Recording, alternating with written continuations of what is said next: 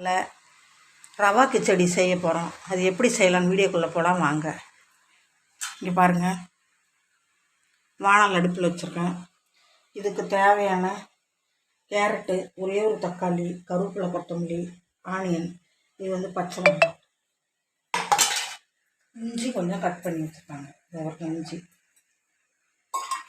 300 gram ரவை. இதை வறுத்துக்கலாம்.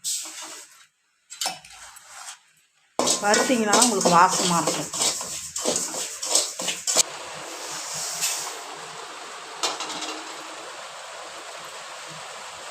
கொஞ்சம் எண்ணெய்,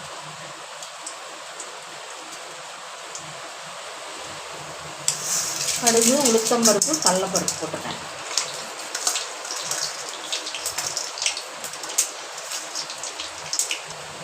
ஒரு 3 கிராம்பு, 2 பிரிஞ்சி இலை, பட்டை இல்லை இருக்கிறத போட்டுருக்கேன். அதுக்கப்புறம் இஞ்சி, பச்சை மிளகாய், வெங்காயம்,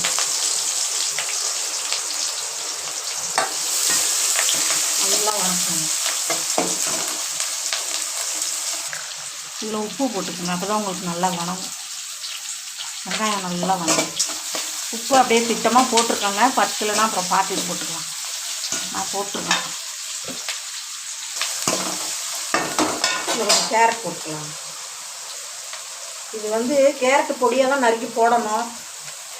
இல்லை இப்போ சொத்து பல் இருக்கிறதால அவருக்கு மெல்ல முடியாதுன்ட்டு நான் பொடியாக நறுக்கி போட்டுருக்கேங்க. கருவேப்பிலை, கொத்தமல்லி போட்டு அதனால் அப்படியே பூவாக திருவி போட்டேன். நல்லா வணக்கணும். தக்காளி அதிகம் போடக்கூடாது. இன்னும் ஒன்றையும் ஒன்று நான் போட்டிருக்கேன். சின்னதாக, பெருசு கூட இல்லை, சின்ன தக்காளி.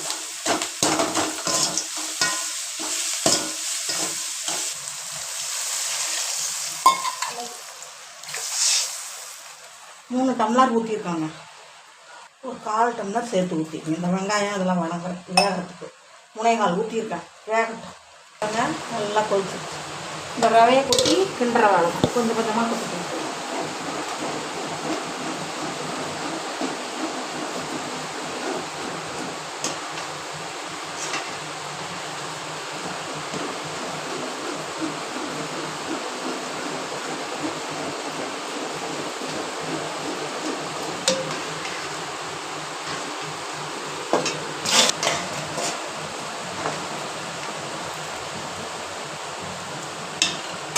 நல்லா வெந்து மேலே வந்துட்டு பாருங்க. அப்படியே ஒரு ஸ்பூன் நெய் போதும். இது 2 சேர்ந்தப்பில் காட்டிட்டு இங்கே பாருங்கள். இதே போல் ரவா கிச்சடி உங்கள் வீட்டில்